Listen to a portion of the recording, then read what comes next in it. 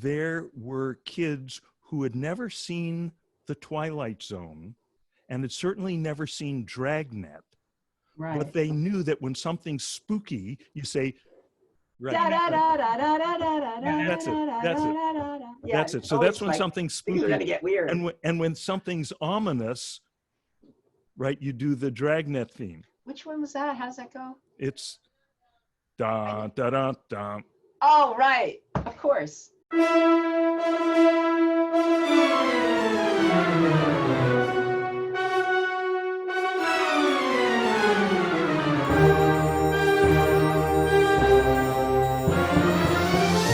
Welcome to another episode of the Filmosophers, where we talk about films and filmosophy with people who make films and the people who love films.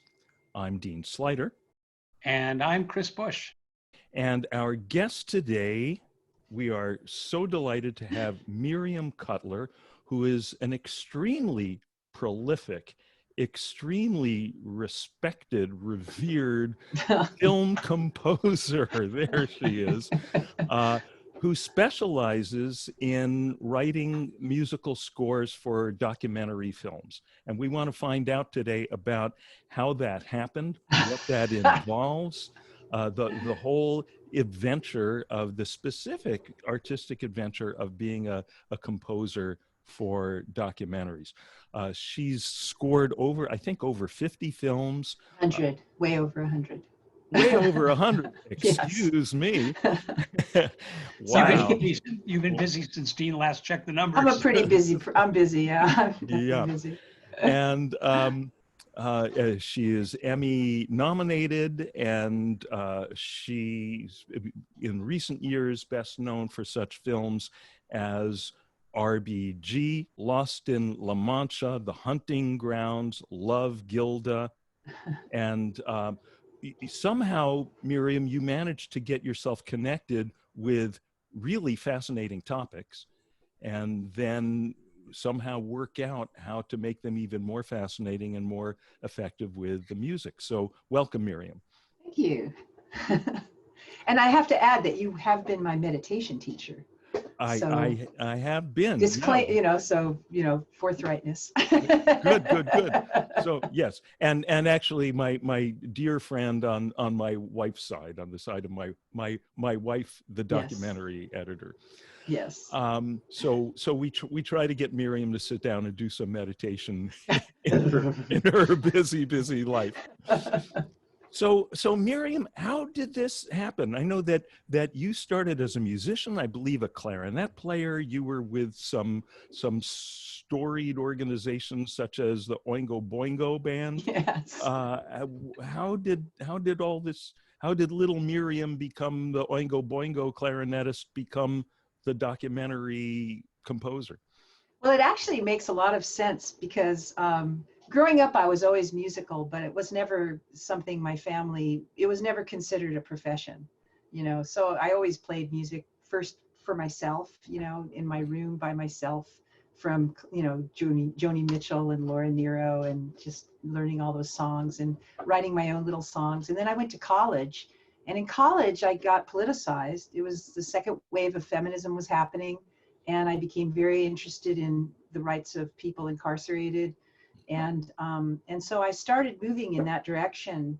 So at a certain point, I went to graduate school in anthropology, and I just loved it. But I also realized I wasn't an academic, and I really was anxious to get out into the world.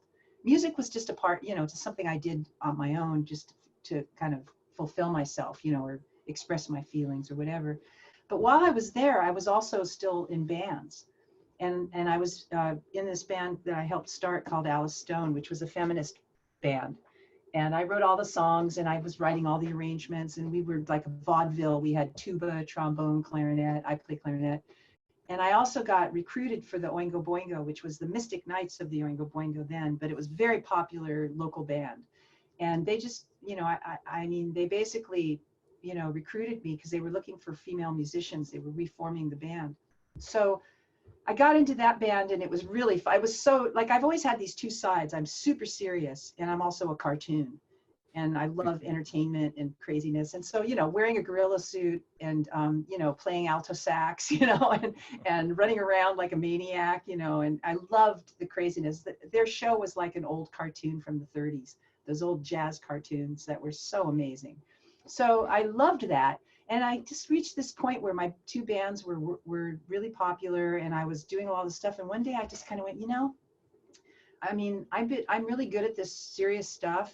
And maybe I should just go be a musician for a couple of years and come back to the serious stuff when I'm a little bit older, you know, and I've had some fun. And one day someone came to me and said they wanted me to score something. And I'm like, okay. And so it started with that. And it was, you know, nothing very earth shattering, but I kind of put my hands on the keyboard and started playing music to the picture. And I just went, oh my God. Because I've always been a movie person. I've watched movies from the time I was a kid in elementary school. I've always loved movies. Anyway, so I got, you know, I discovered this thing that I didn't know anything about. And that just was the beginning of a journey. I spent about 10 years scoring like every young composer. And in those days, it was very new to be an independent composer. My friends thought I was crazy, but I decided to put together my own studio. So, which would allow me to be able to afford to work on really low budget stuff. For about 10 years, I was working, very industrious, and I was working on really bad low budget horror movies that turned into soft porn. And then, and corporate stuff. And I was songwriting and I produced a few records and I booked a jazz club. So I was doing all these things that were in my skill set. And one day I got one more really awful movie. They were paying the bills. I was learning how to score. It was like film school for me. So one day I woke up and I went, I can't believe what I'm doing with my life. Like, here I am. Look at what I did in the past. I'm highly educated. I have this value set of values that are super important to me. And I'm working on this garbage, you know? So I decided, you know what? I'm done. I'm going back to what I used to do. And I don't care if I can't do music anymore, it's fine.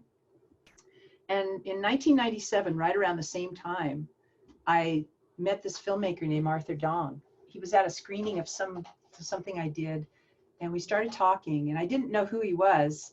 I just started talking to him. It turns out he was a very revered independent documentary filmmaker, super respected, you know, and we really hit it off.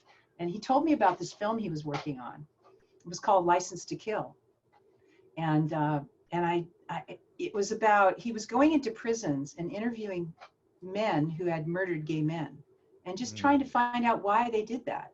So it got into Sundance, and he took me to Sundance in 1997, and it changed my whole life because I saw this community of people. Like, I met Lisa Lehman and Tom Miller and Kate Amend. I met them all that year at Sundance, and because of Arthur. And when I saw that, it just was like, oh my God, I could actually do what I'm good at and work on things that I care about and be an activist through my own personal artistic creations, you know? So it was completely transformative for me. And I knew exactly what I wanted to do at that point. And what you found is so specific. I mean, I don't know how many do you know about how many composers there are who they compose for documentaries? It can't be. Well, I mean, a lot of people do now, but they don't share the same passion for it. Like they're happy to do it. They like doing it. Most composers are happy to have a gig, right, you know, but it didn't make me happy enough. Right. To me, it wasn't enough. I just feel like doing music has never been enough for me, but doing it for this is what I do. That's me.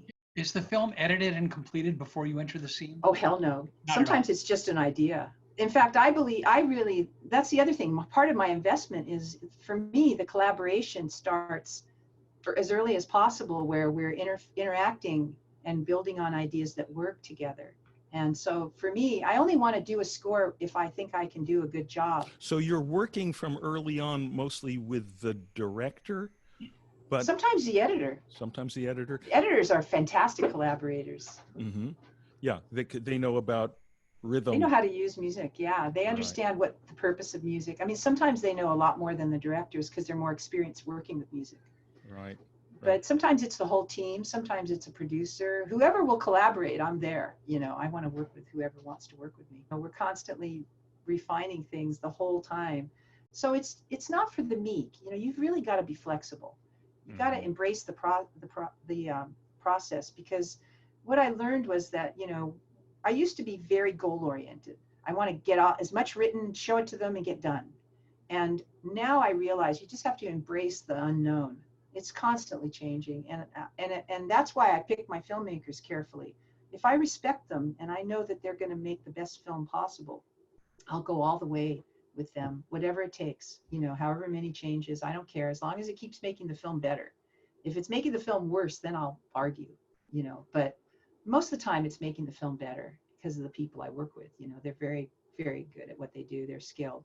And so I just keep hanging in there with them. You know, it gets crazy. Like it got really crazy this time because the deadlines don't usually change. Just the amount of changes keeps going. And so it's hard for me to finish and do my job because working with live musicians requires more time. I need time for music preparation, which is how they turn it into music they can read. I need time for recording, and I need time for mixing. So it's you know, I talk about all that stuff with them going into it. This is what I mean by support for the score. This is what I need to, if you like what I do, this is how I do it. And so this is what I need, you know. Let's talk about some of your recent films. I actually just rewatched Love, Gilda. Yeah, I love that. I love that. It is just a beautiful film. For people who haven't seen it, run out and stream it today. It's Gilda Radner. It's Gilda Radner, a biographical documentary, and just everything about it is so beautifully done. Yeah, I love working on it. The filmmaker had so much heart, Lisa D'Appolito. She just is the most heartfelt person, and I loved it. She put all that heart into the film, and it allowed me to put heart into the film, you know. Yeah, you feel that. You feel that. And she had Gilda was such a loud personality, and she had so many ups and downs, and the way your music reflects it. I mean, you've got disco, you've got rock, you've got easygoing jazz, funk. Yeah, you got funk. Well, it was interesting, you know, I wanted to do music that reflected the periods because we wanted people, you know, wanted to feel like Saturday Night Live's music. But then there's the Gilda themes, which are more her interior, and they're more gentle and kind of fanciful, and, you know, so it was fun to counterbalance, you know, all that raucous stuff with her heart, which was huge. Yeah, and in the early part of the film where we see her childhood, and incredible the footage, the home movies, because she was always a performer, like, you know, almost right out of the womb, and the stills, and that lovely kind of wistful fantasy theme that you created for her, and then subtly bringing that back in later on in crucial places. Well, to kind of draw this connection that she was always theatrical, and I kept thinking to myself, putting it together, you know, that musical where they're chorus line, I think it was, where they're, you know, putting together the whole musical production, and that's kind of, as a child, she was started there, so I kind of wanted to draw the thread. That was one of the themes of whenever she was, because when she did musical theater before she got to comedy, and then discovered her genius in comedy, you know, so it's kind of like the thread for her was being on stage, you know, and doing the theatrical with a live audience and all that stuff. So it was fun. It was fun to, you know, think about. To me, the worst thing watching a movie is when the score pulls you out of the.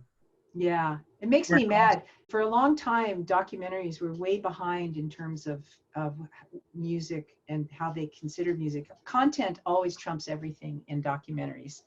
And it's only, like, since I've been working on them, which has been since around 97, you know, they've opened up to the craft available to making a good film, as opposed to this is a documentary and we have to guard the reality aspect of it or the truthful aspect of it.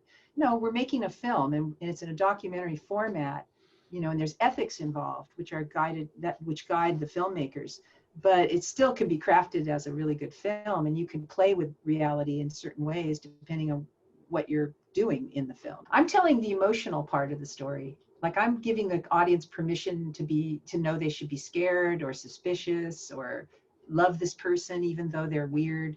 You know, I mean, the music can work. You know, I always tell, you know, when I'm teaching, I talk about it being used as punctuation. You know, you can reinforce things, or you can work in a completely counter way. Like I can be saying something different than what they're seeing. And all of that is discussions with me and the director. The subconscious is helping the audience connect ideas, even though they don't know it. I'm connecting, like I play something here and then I play it again when they see that character. They don't understand what's happening, but what I'm doing is familiarizing them. They already heard something, they recognize something. You know, so there's all these ways music can be used, and it's the same even not in film. You know, just music in general is so powerful in how it affects humans, you know, on a nonverbal way. Like you know, when you, a few moments ago, when you were talking about directors who are saying, no, we have to be true to the reality here, it seems to me that's a narrow definition of reality. They're talking about the very outer literal reality, and that your job is to bring out the inner reality, and that as long as you're true to that, you could do anything. And certainly the younger documentary filmmakers are all in for making great film, you know, and using all the available tools in the toolkit. You know, once again, they're guided by a serious ethical standards. And I think they probably police themselves more than any other genre. You know, they really do. I think doc filmmaking attracts a certain kind of person, which is like a person I can really relate to, you know. Now watching RBG, I mean, what a wonderful contrast to see back-to-back Gilda Radner. And I did them right together. I mean, they were all happening. Yeah, it was fun. And I felt that your music there, that you were so, as we all are, so in awe of her. I was, and I felt like Respect. I felt this huge responsibility to carry the incredible integrity and my respect for her, and present and I mean, I am in awe of her. I really am in awe of her. She's this little tiny woman, and I met her. She is so powerful. And it's so quietly powerful. It's a real lesson, huh? We're talking about Ruth Bader Ginsburg, by the way. Yeah. She's just, I guess she's probably my most favorite hero. Yeah. You know, honestly. You and a lot of people. Yeah. And there is that beautiful montage there where we're getting the whole notorious RBG memes and T-shirts and mugs and SNL parodies. And yeah. It's I mean, so delightful. She's a huge personality and so quiet. It's just amazing. Yeah. A real lesson in power. Right. True power. So it seems like that's what you had to convey in the music, was power, but quiet power. Yeah, and my job was really her personal story. They used some source music, like they had some hip hop and stuff that really worked great to, you know, do this other stuff. But my job was sort of her narrative as a human being. You know, how did she become RBG, and the quiet power, and her. She's the quietest feminist there has ever been. I mean, she's such a powerful force for feminism, but she's really quiet. She just sits and does her legal research, you know, and then pipes up when it's time. Sits quietly and changes the world. Yeah, I mean, very impressive. I'm in awe of her. And then we get to Lost in La Mancha, which is this crazy, wacky document of Terry Gilliam's failure.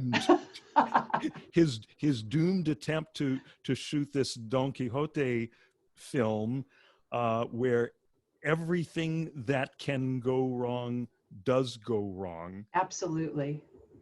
It was that for me, because I'm a big Terry Gilliam fan. I mean, that's my other theatrical side of me, which I just love that absurdist stuff, and all of his movies are brilliant. And, you know, and to watch him kind of be the star of his own catastrophe movie was, you know, they went there to make a making of, it was a simple background thing they were doing for publicity, and it just turned into this epic. There's a certain moment when one of the disasters happens about maybe a quarter or the third of the way in, and I felt like I could feel at that moment the documentarians behind the camera going, Oh. Oh. Yeah, we need to make this film. We're making something very different from what we thought we were making. That's the beauty of documentaries. Yeah. So I just finished a film called Till Kingdom Come, which is premiering Sunday at Dak Aviv in Israel. And it's about Trump, the evangelicals, Netanyahu, and the unholy alliance that we're experiencing. Both countries are being ripped apart because of it. And anyway, we have a lot of evangelicals in the Trump government. And their whole thing is about the prophecy and the second coming and revelations. And everything is designed around that. Right. Yeah. So it would seem, I'm guessing that would be similar in mood to Dark Money. Yeah. And Dark Money is an incredible story.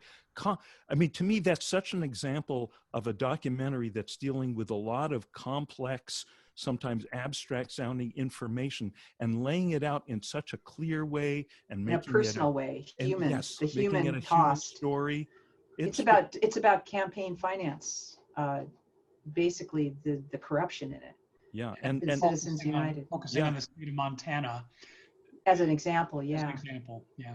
Yeah. And the filmmaker, when I was actually in on that one from very early on, and Kimberly Reed is the director producer, and we would go around pitching it, and people's eyes would glaze over, like the idea of figuring out how to tell this story in a way that people will be compelled, it'll be dramatic and human. And she did an incredible job of bringing it to that. Right. Campaign finance shenanigans in Montana. And like there's 501c3s and 501c4s and how to blah, blah, and people are just like, Yeah. And it feels as if at some point in the making of it, she realized her kind of continuing protagonist, who is John Adams, the young investigative reporter. Oh, he's so terrific. But she also, what happened was the film was almost in the can and she had a certain story. And then this criminal activity got discovered and it went to court, and she ended up going back and filming the court case, which really, it was like, and this is why it's a crime. And they laid it all out in the court arguments. And it was the first time someone got convicted of campaign finance violations. Because they have good campaign finance laws in Montana, but they had like 2 people to enforce them in the state. Yeah. So, but the cast of characters on the bad guy side are all over the country. It's right to work is their goal. They want to eliminate unions, and this is one of the things they're doing. So, I mean, oh my God, we are so in a battle. Miriam, you seem to do a lot in that film with. If I'm not confused here, fourths.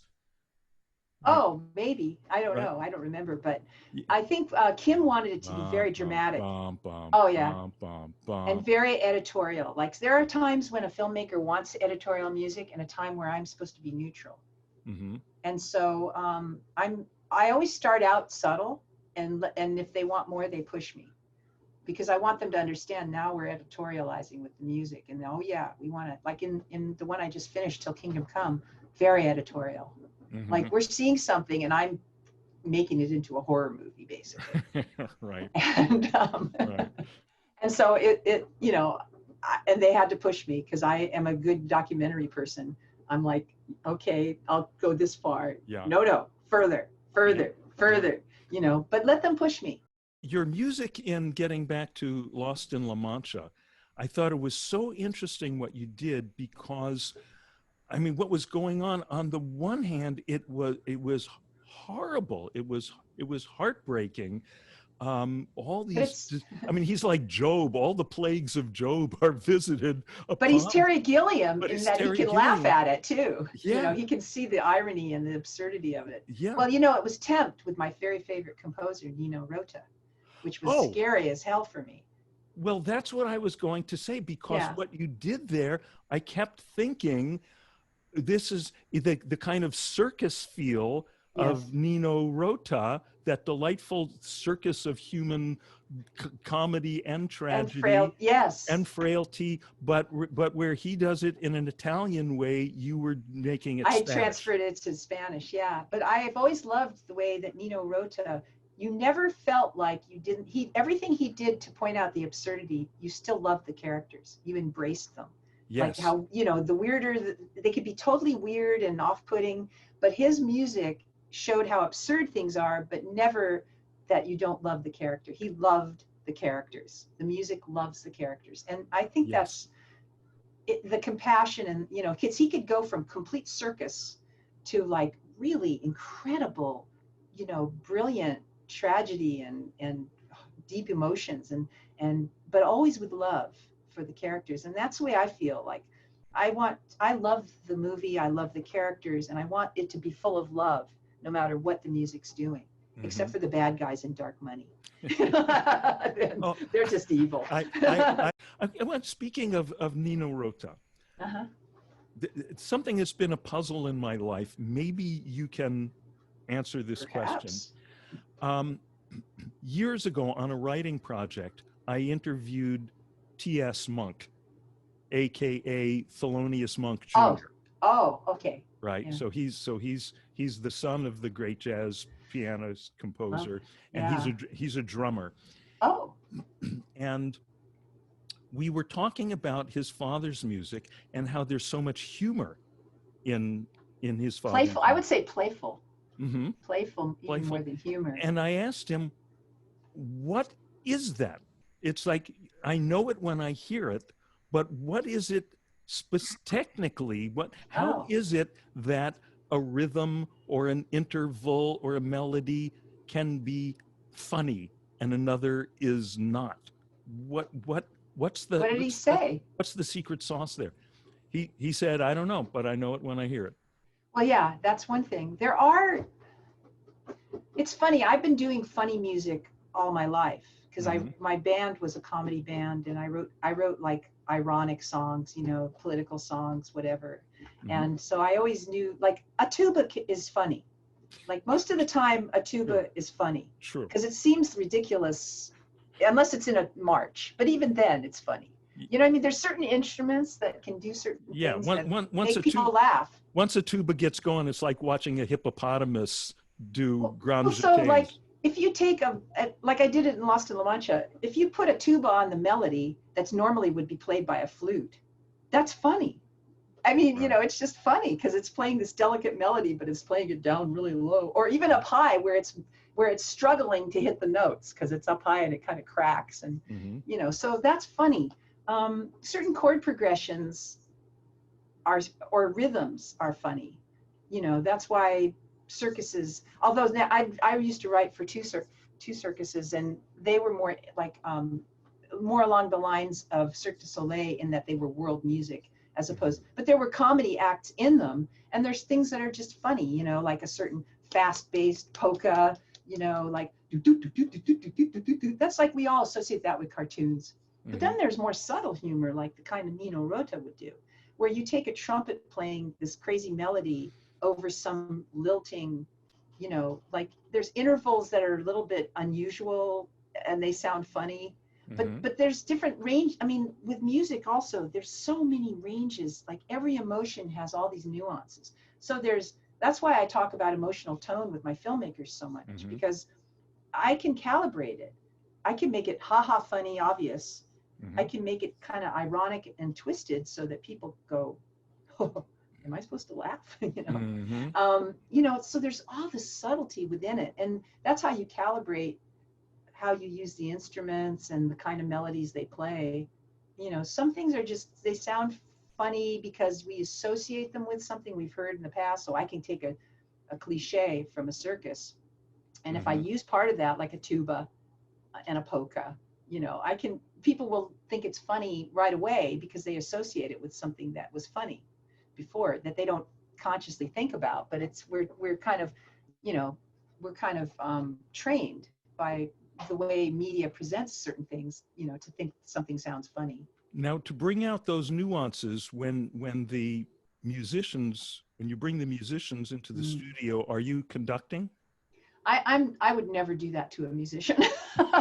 But what I do is you write it into the music. Like, for instance, I came from bands, and I played in concert bands, marching bands, rock and roll bands, jazz bands. I never played in an orchestra. I really wasn't around strings that much growing up. Then in my women's band, we had a violin player, so I learned a lot about violin, but I never learned about strings. So I come to strings rather late. And I feel like the last several years I've been really learning so much about how to use them. And this plays into what you're talking about, which is that, you know, the articulations that string players can bring, or any musician really, can totally change the meaning of things. And so part of what we do in the studio, you know, the first time I hear something I've written, I never really know until I hear it if it's going to work, you know. So I listen to it and then I realize, oh, no, they have to play it much quieter and then bring a crescendo here. And you get all these little nuances, and it's so beautiful when it's in a score and you can hear real musicians crescendoing, you know, but only delicately. Like they could go, or they could go, you know, and all of that can be calibrated. So I'm always calibrating from the writing into the performing, into the mixing of, you know, how to get the feeling that I'm looking for. As you were speaking, Miriam, I was thinking, I've got to go back. I want to go back and revisit the old Warner Brothers cartoons. Oh, the best. Because I thought, oh my God, they were so brilliant. Oh, brilliant. But talk about that for a little bit. For a moment. Oh, first of all, even though I'm old now, I'm grateful I grew up when those cartoons were being played on television all the time, because that music is the foundation of all of our experience of music from a young age. I mean, from the time I was 4 years old, I was watching those cartoons. And in those days, there was such a mature adult aspect to the way they presented children's programming. You know, it was something that the parents could watch and enjoy on a whole different level than the kids. You know, so like, let's say we're watching, you know, Tom and Jerry, the cats, and they're killing each other or whatever, you know. And there's a whole layer to it that is more ironic, and the music's really sophisticated, and, you know, but the kids are just watching them fight, you know, and stuff like that, you know, and chase each other, you know. Or my favorite was Rocky and Bullwinkle. I mean, I watch it now and I'm just so entertained because it's so smart, but I loved it as a kid. And I think it introduces children to a more sophisticated way of thinking about the world. Like, there was more to it. Even as a kid, you could sense the irony and stuff, and the music played into that perfectly, you know. Oh, the music was so good. Charles Stalling, and, you know, it's just so great. I think the Warner Brothers cartoons were responsible for, at least for my generation, whatever. I mean, my father was a classical musician, so we grew up with a lot of it in our home. But for people who didn't grow up with parents who were musicians, whatever classical music they knew was from that. So they knew the William Tell Overture. They knew the Barber of Seville. The most famous classics, Right. The Ed Sullivan Show too. I'm not sure if it's still true, but as of at least 10 years ago, I'm pretty sure there were kids who had never seen The Twilight Zone and had certainly never seen Dragnet. Right. But they knew that when something's spooky, you say, right. That's it. So that's when something's spooky. Gonna get weird. And when something's ominous, right, you do the Dragnet theme. Which one was that? How does that go? It's da da da da. Oh, right. Of course. But of course, there was the golden age of television. And some of those themes, they became shorthand, like you say, for absolutely an experience. And some of that early TV stuff was written by great Broadway Tin Pan Alley composers who moved west to follow the money. You know, Not just them, but I mean, thanks to World War II, some of the finest composers in Europe ended up here because a lot of them were Jewish. Right. And they ended up being involved in all the early 20th century great films, you know. I mean, it's just, what's happening is we're losing our cultural foundation. Basically, most of us shared this culture growing up at a certain period where we heard great music, we heard great art, we saw great movies, and that was part of the general culture. But now that's all, it's so far removed from kids today who are playing video games.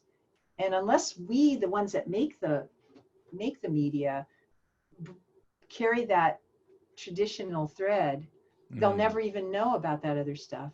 Like I knew so much classical music without, like you said, without ever listening to it as classical music. I heard it in movies, and I heard it in, I heard it in television, and, so it's kind of sad to me. And it also leads to not caring about orchestras and, but then again, when kids, now that orchestras are being used in video games, the kids are very interested, and there's big concerts going on all over the world of video game music, which are great big orchestras playing very powerful music. It's just different music, So at least they're being turned on to the incredible experience of real music and, played by real musicians. And Miriam, could you talk about some of your favorite films and some of your favorite film scores? It's always hard for me to do that, except the ones that really stick out are any Bernard Herrmann score. He scored most of Hitchcock's stuff. And to me, Hitchcock's movies were often like B movies, but when you put a Bernard Herrmann score on it, it was just like a classic instantly. Yeah. And of course, the primo example is Psycho. Oh my God. All strings. A horror movie played by a chamber orchestra. Yeah. Oh my God, I love that score. It's so scary and creepy, and and even when she's getting killed, just the squeaky high strings. That's the other one that has gone in, I think, permanently into the zeitgeist. Yeah. Oh, it's been used so much. Yeah. But then his last score was Taxi Driver, which was this kind of like really like deeply emotive, jazz inspired noirish kind of score, really dark. But one of his first was the epic, I can't believe I'm having a mental thing, the Citizen Kane. That was one of his first scores. That was Bernard Herrmann? Yeah. Oh, that's right. And so you see this guy, he was one from Europe. He was probably thinking when he was young that he was going to be a famous concert composer. And World War II, and the Nazis and everything, and he ended up over here. And I think, he was so brilliant at what he did, but I think he sort of thought of it as lowbrow. Yeah, I mean, North by Northwest is such a great Vertigo. I mean, that's all you need to know about. Yeah. So, of course, that's one of Nino Rota is another one of my favorites. I have a particular kind of taste, yeah, I'm trying to think who else. I mean, I really love Thomas Newman. I think he brought a whole new element to, some people introduced new elements, and he was somebody who came in that kind of introduced a real new element into film scoring. It doesn't happen very often. Even Danny Elfman did, he kind of introduced a different kind of element that hadn't been there before. How would you describe what they brought? Well, I think with Thomas and Danny, they brought something a little more contemporary, not based in classical music. Like with Thomas, he came from playing in bands, and he brought in all these interesting ways of incorporating those kind of sounds. Like to me, Beauty, he was his first real success was that very famous film in I guess it was the 90s, American Beauty.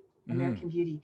What he did was he brought this crazy rhythm with metallic sounds that no one had done anything like. I mean, you just didn't hear it. The whole score was kind of based on this, and it was so effective in that score. American Beauty, in fact, after that, every movie was temped with it, and that's something that happens to composers that succeed.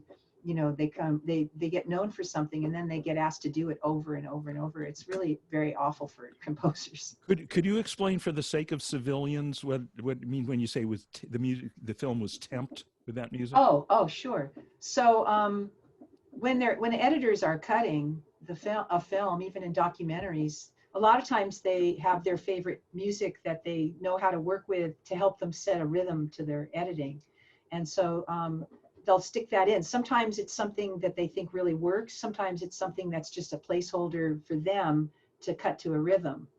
And so that's called temp music. Thomas Newman did the composition for The Green Mile and Shawshank. Oh, my favorite.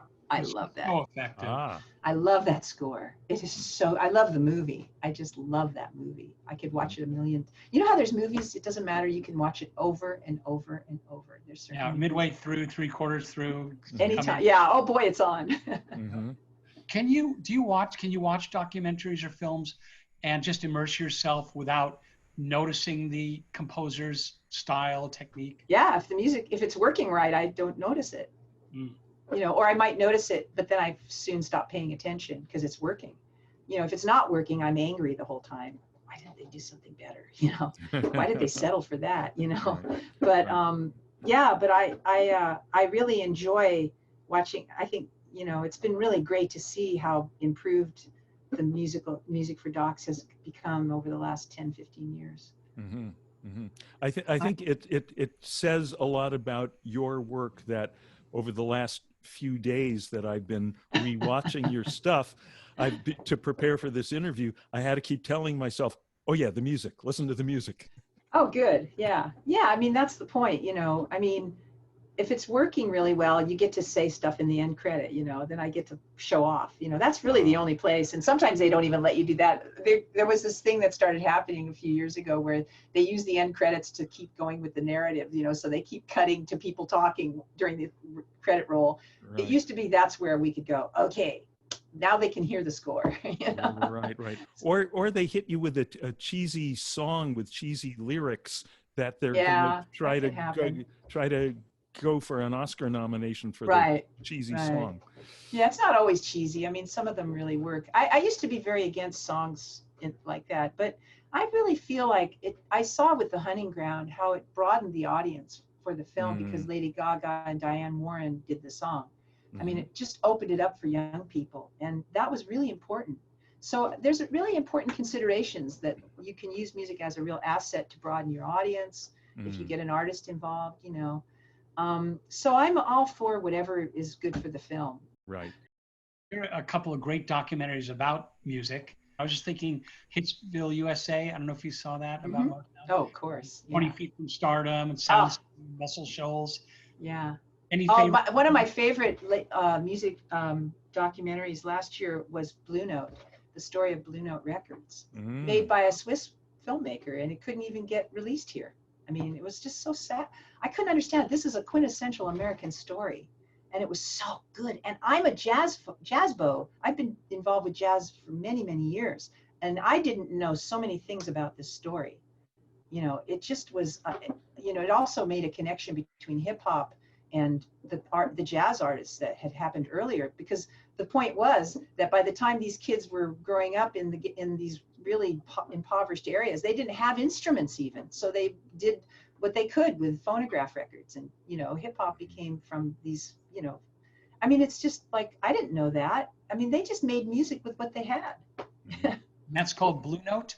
Yeah, it's called Blue Note, the story of Blue Note Records. And of course, these two Jewish immigrants from Europe, you know, came over here after the war, that fell in love with jazz and created this label and all this freedom, artistic freedom, for these amazing, great jazz legends. But it is so interesting that you know, jazz, America's, it's our only thing. It's our only thing, and the legacy is being kept alive by Europeans and Japanese. Absolutely. It's really pathetic to me, because it really, I mean, I see my coming up in music, I sort of started because I played clarinet and I played ragtime music, and then I started playing early jazz, and I kind of learned about jazz by playing from the very beginning of what it was, where it started with ragtime, and going through early jazz from New Orleans, that was a certain style, and then in the 50s, how they got more adventurous with Charlie Parker and all that, and how it evolved into this incredible, like Frank Sinatra, you know, with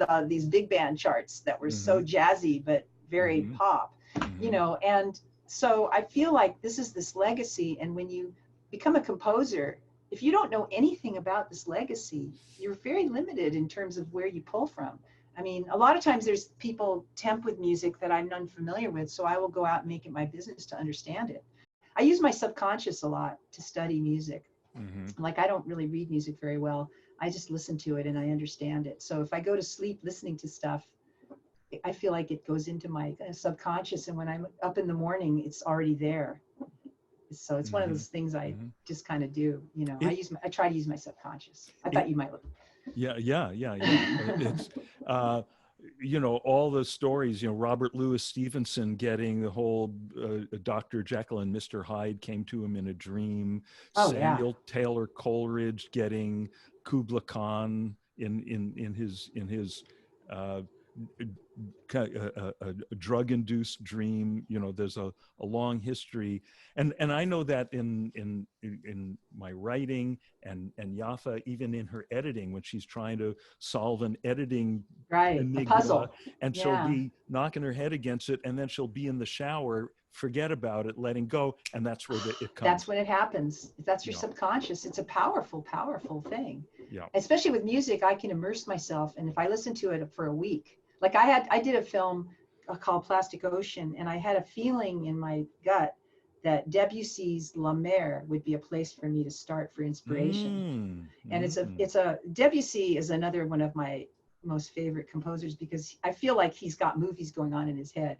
When you listen to his music, it is so visual and powerful, and oh my God, it's evocative.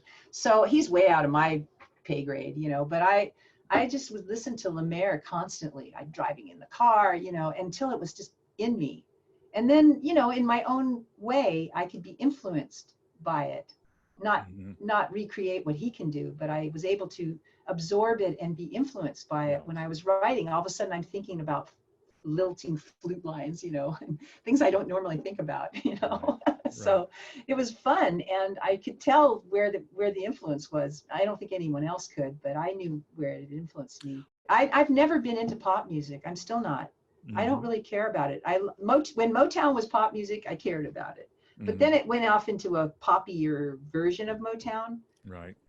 It was really interesting. I was visiting a friend once many years ago in Seattle, and I love Mary Wells records and stuff. And so she had these old records, and I put them on. It was so fascinating, I got to tell you. So my guy comes on, of course, my favorite, you know. Saxes are out of tune. Drummer is making clams, you know, playing things that are off. She's singing out of tune. We never heard it that way in those days, because now music has been perfected. Everybody's like, I sit here at a computer and make it perfect. You know, people auto-tune. Nobody's ever out of tune. So we're used to hearing it perfect now. In those days, we didn't care about perfect. We just heard it as music. It was more like live music, like when you go to a club, and it isn't perfect, but yeah, that energy of the music. So we've lost something, we've gained something, you know, it's kind of interesting. I just was so struck with how out of tune they were, and how did the producer let that go? They just did one take, you know. The guys came in, they played it, she sang it, and they're off, you know. I once read an interview with Bob Dylan, and it was, I think maybe in the 80s, late 80s, when, you know, we'd had the advent of CDs and so forth.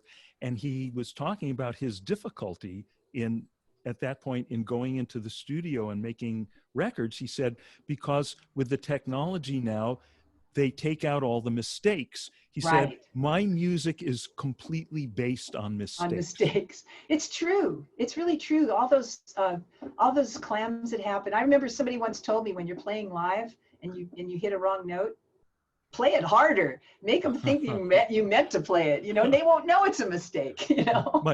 My father used to say, if you don't know how to pronounce a word, say it loud.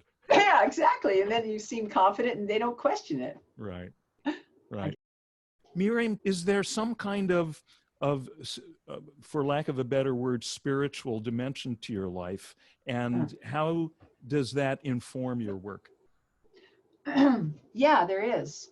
I think that what I've actually discovered in my long experience of being involved in music is that music has been my teacher for all my life. I've learned most of the important things I need to know about even relating to other humans and whatever through music, because I was highly motivated and it was highly rewarding for me. So I kept doing it more. And even when I run into obstacles and things that were hard for me, like for instance, I was very insecure as a young person. I couldn't talk in front of a class or anything. And all of a sudden I'm like fronting a band. Being a performer helped me kind of grow into who I wished I could be. And I was a performer for like 20 years, you know. And I reached this point where I was already, now I was the person on stage, I was an idealized version of myself, confident, sassy, you know, people loved me, you know, communicating and getting them to engage, all these things that I was too shy and insecure off stage. And one day I realized I actually have now become that person, and I don't need to go on stage anymore because I'm done with that. I'm that person now all the time. And so that was one of the things, you know, I mean, there's been so many things. Truth, like being authentic. Music, you know, you can't, you know, the way to really communicate with music is to be utterly authentic and present. And when you do that, people connect. It doesn't matter how well you sing or even what the music is, but there's this authenticity when you go right from your heart directly out that people feel it, and they makes them drawn to what you're doing. And so that was another lesson I learned from music and from experiencing performing on stage in front of people, and how the responses I would get taught me that when I'm more myself and more authentic and more in my heart, like not scared of revealing things, when I'm not afraid or hiding, that's when you make real connections. And I think I learned that from playing music, because whenever I would cut loose and just let it rip and not worry or think about what I was doing, I would have this experience of it's really transcendent. It's like a super high, and I got addicted to it. And so I started trying to make it happen more. And I realized like there was times when I'd be playing a solo on my clarinet, like a jazz solo or something, and I'd close my eyes and I would just erase the room and just be in the moment of the music. And then I'd open my eyes when I was done, and people were like, you know. And so I really realized how powerful that is. And it taught me that the more you can be that way all the time, the more you can have these real connections, which is what I personally crave, is those kinds of authentic connections. And so if I can do that through my music, I can broaden it to my life. I mean, I've actually learned more about just being a person through my experiences with music than I have, you know, it sort of brought that into my life, and I went, wow, how can I have that kind of a feeling when I'm not playing music? You know? So it's been an incredible teacher for me. And the biggest lesson is be real, you know, and also be in the moment. I mean, I've become much more present in moments than I used to be able to be. I was always thinking ahead and where I'm going to be, but it kind of puts me in the moment, because the experience in the moment is so satisfying when you're actually there. Right. Instead of going somewhere else, you know. Right. And I'm a very speedy person, as you can tell. I have super high energy, and I've always been this way. And it used to be so out of control, but you know, I've had to learn to contain it. And music has helped me do that too, because I could really express myself in music and get a lot of my feelings out and stuff like that. So, you know, everything that you've just said, I could take that as a meditation teacher and put in the word meditation. Oh, absolutely. Substitute that for the word music. And this is what I'm talking with people about all the time. Yeah, that's what I thought, because I think that when I, you know, meditation to me feels like when I used to play music and really be in it, or when I'm writing and I'm so engaged, just in it right then and there, working it, you know, trying to make it feel right. It's always about feeling right. Right, and, right. You know it, but and also that you can't do it. I mean, you can set up the initial conditions, you're there, but then the real essence of it, you can't do it. You have to let it do you. Yeah, and that's a really important point, I think. In my profession, I have to protect my creativity because I need it all the time. I'm always solving puzzles constantly. And then they reject something that I've worked really hard on. I have to come up with something else and let go of that. And that too is about letting go, and the zen of being in the moment and not being attached to things. And I've learned that in my work as a composer, that the faster I let go of things, the faster I get a new one. And it helps you stay in a flow. And to me, that flow, it's like music gave me the first experience of what that flow feels like, when it's just all just moving through you and onward and not stopping and thinking and pondering and, I mean, there's a certain amount of craft that I have to do and solving issues and puzzles. But then there's the creative energy, which I think you can only tap into if you can be really present in the moment and just let go of all your attachments to whatever else. So that's what I've really learned a lot from being a composer, and I'm trying to bring it into my life. Just be totally flexible and unattached.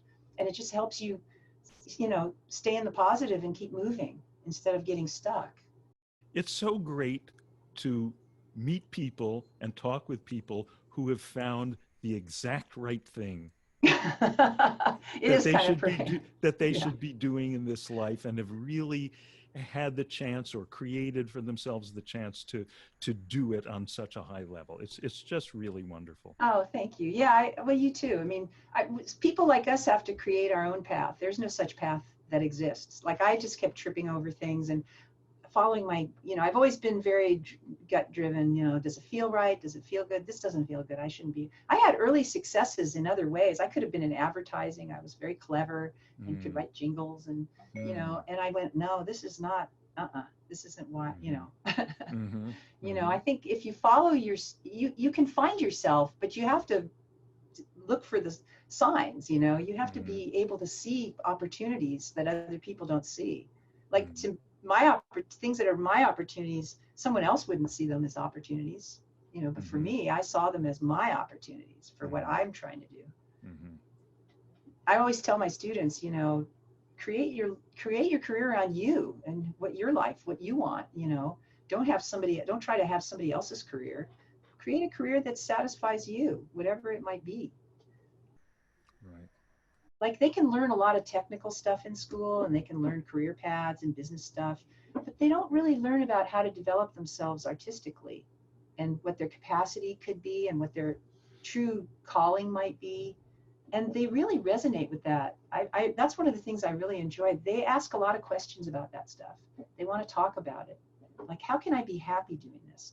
Because what I learned was I did it for 10 years and made money, but I wasn't happy. And so do I continue just doing that? And I went, no, I'd rather not do it than do this, And that's when I met Arthur, because I let go of something. I stopped taking those other gigs. And then he walked in and I saw him. I wouldn't have seen him if I was so busy working on all these crappy things, Yeah. When you let go of the wrong thing, now your hand is empty, your hand is free. There's space for the right thing to fall into. Oh yeah. And I also can see it. I can see something else, that I wouldn't have noticed. Yeah. So I'm always looking I still do that. I'm just looking around, trying to see you have to pay attention to the right things. I mean, you want to pay attention to the things that are going to take you where you want to go, or at least try. Right. Great. Well, thank you so much, Miriam Cutler, for spending this time with us. It was really fun. And to talk to my meditation teacher about it, And we're really looking forward to seeing Till Kingdom Come. Yeah. I can't wait. Thank you for joining us on the Filmosophers Movie Talk Show. Please subscribe to stay up to date on our newest episodes.